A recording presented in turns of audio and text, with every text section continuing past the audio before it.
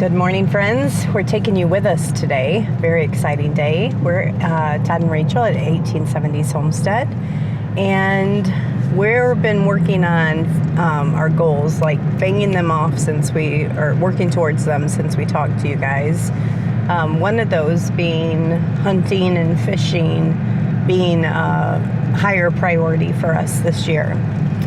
And if you've caught any of our past videos, you've probably seen little snippets of me hunting out in our back pasture. Well, today I'm actually going and officially taking my proper hunter's safety course. When I hunted before, you could do that on Michigan allows, I don't know if every state allows, you to hunt on a mentor program. So I was doing that, and that only goes so long, and then you have to go get your own license. So I used my time on the mentor program, and now I completed my online study course. And this is offered through Michigan DNR. So if you just go to Michigan DNR, hunting and fishing, you'll find links. We'll try to put a link below. I don't know how often. What we're going to today is the field day portion of the course, and I don't know how often they're offered. I know when I looked, there was two near me. One was already booked up, and so I could join a wait list, or we could drive a little further and go to Saline, Michigan, where I'll be doing today's field day exercise. So I don't know a ton about it. We read about it. We tried to find a lot of YouTube videos on what to expect, because I like to know what to expect. And that we found tons of videos from other states like Iowa, North Dakota, but I didn't find any real Michigan videos. So maybe this helps other people that are interested in what to expect.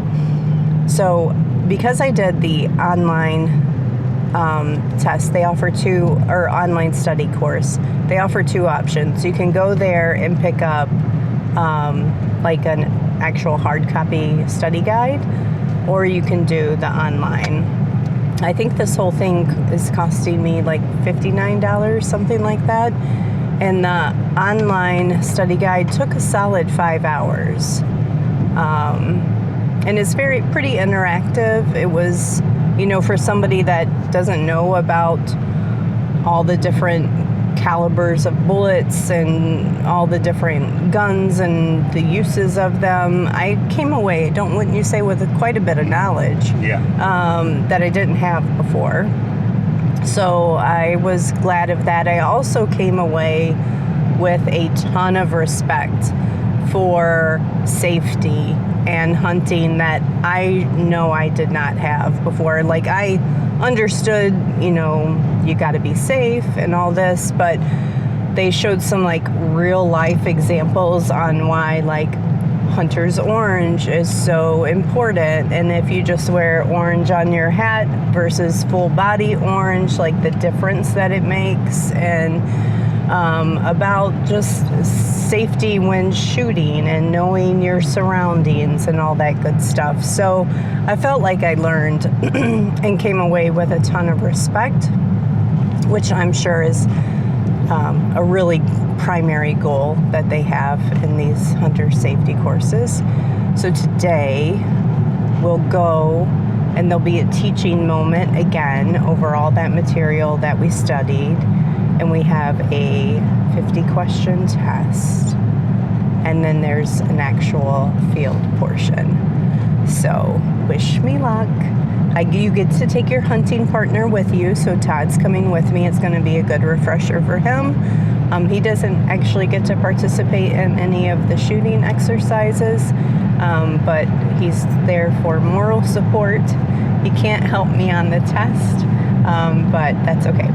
So we'll show you more throughout the day, and then at the end of the video, I'll kind of summarize my experience and let you guys know final thoughts.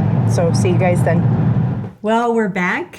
Class is done. We were going to film this at the end of class, and a big thunderstorm line was just continuously rolling through. Wind is wicked out there.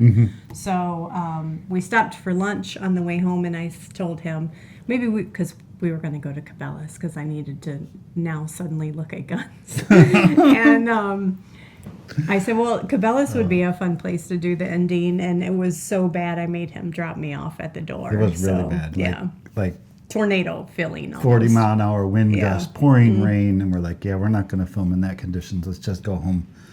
The most important outcome from the day, did you pass? You did? I passed with flying colors. And for somebody who's probably only ever shot a gun less than 2 handful times in my life, I did great.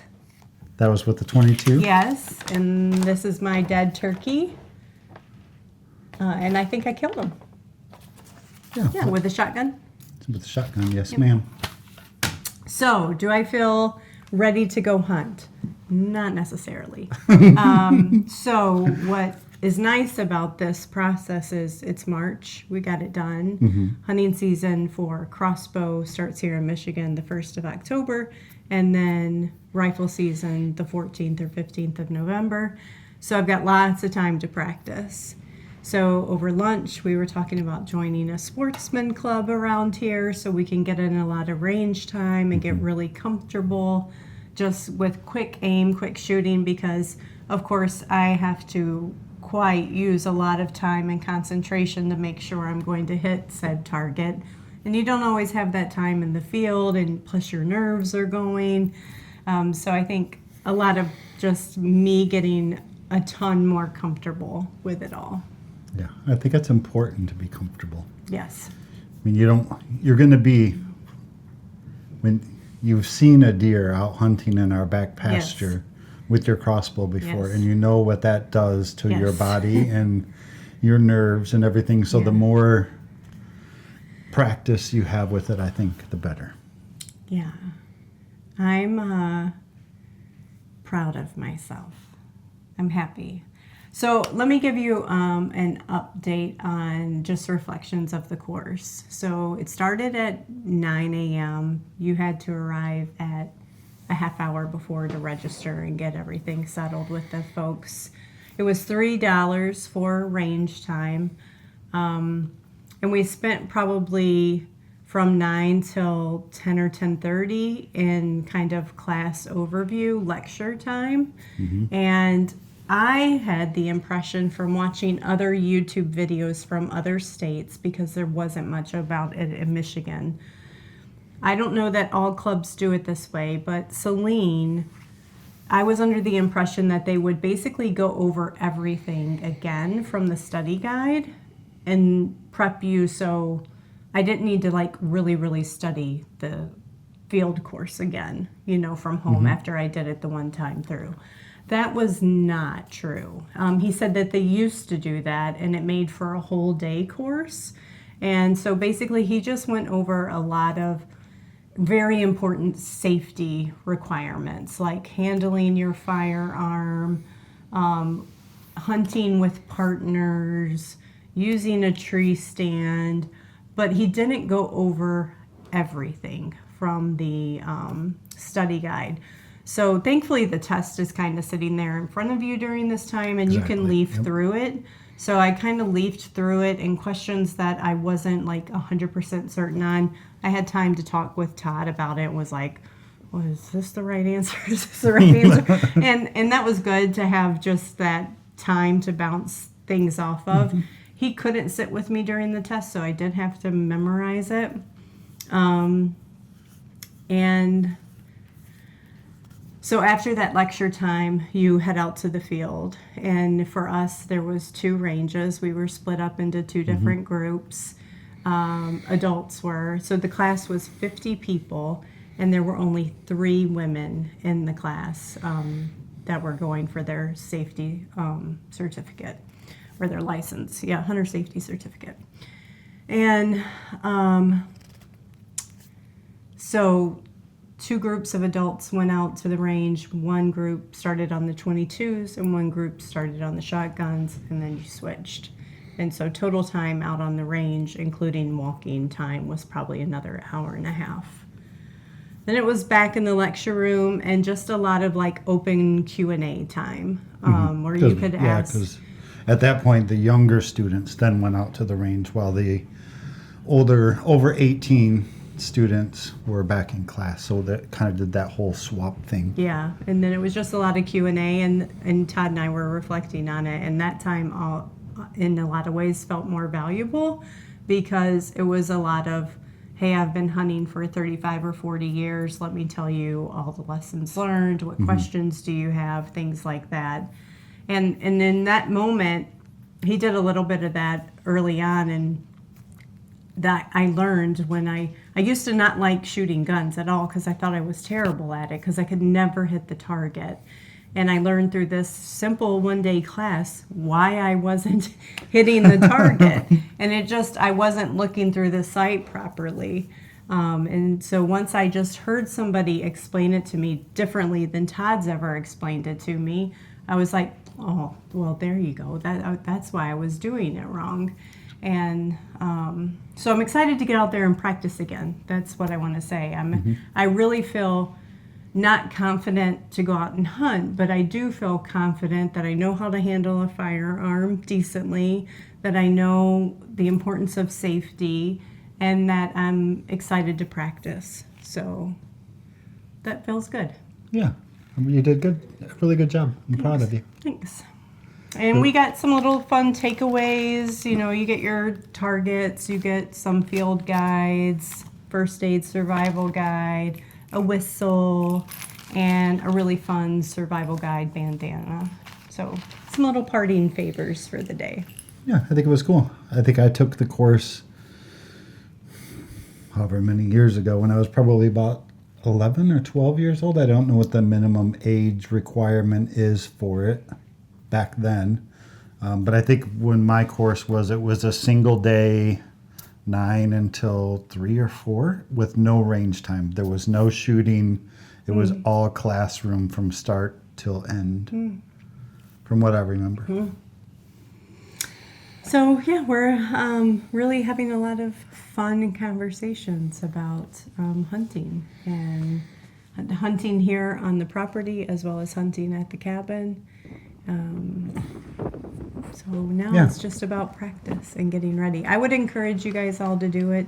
Some things that like I'm specifically looking for is maybe a club that has like some good female groups going on where it's, you know, open ladies shoot night or something like that. Yeah. And I think being around other women is going to help with me feeling inexperienced. I don't like the pressure of like, even though I don't think a man's going to look down on me at all, I just don't want that looking over my shoulder feeling. What made me feel confident is there was one young man in our class and he had never shot a gun before too, so I lined up with him. I'm like, okay, good. I just want to go with somebody who's as novice as me. Yeah. So I'd encourage you guys to do it. If it's something that's been intimidating and that you are interested in, both the online portion of this as well as the day is well worth it, just to, from my perspective, give you the perspective of the proper respect you need to have for hunting, maybe some eye-opening safety factors that you need to consider, and then also help you feel more confident doing it because your knowledge base is a little higher. I think it's a very important class for anybody. If somebody's going to go out and hunt, it's probably very important. Yeah. We did go into Cabela's and walk around and look at a few firearms. We did not make any purchases today. Where we live in... I found one, though. She did? I really like that green one? Yes. They're so expensive. Yeah, they can be. You can spend as much money as you want on a gun, I think. But where we live, our homestead is in Michigan, is below what they call the limited firearms zone. So down in the southern half of the lower peninsula of Michigan, you can only use certain types of firearms to hunt deer. Just because it's more populated. More populated. You know, you picture me going out in my back pasture and using a 30-06 that could go 3 or 4 miles. If I miss my target, that's not really that good. So that's kind of what we're looking at. Something like a 350 Legend or 450 Bushmaster is a rifle style smooth bore that you can use down here, that we could also transport up to our cabin, where you can use bigger, longer rifles and use it there as well. Yeah. I am thinking the 350 Bushmaster. So in case anyone has 350 that Legend, whatever. In case anyone out there that is close has one that they would like to part with and sell Yeah. at a discount, let us know, because that might. It seems like a very good low recoil weapon for you. I was looking at the Ruger, just so you know.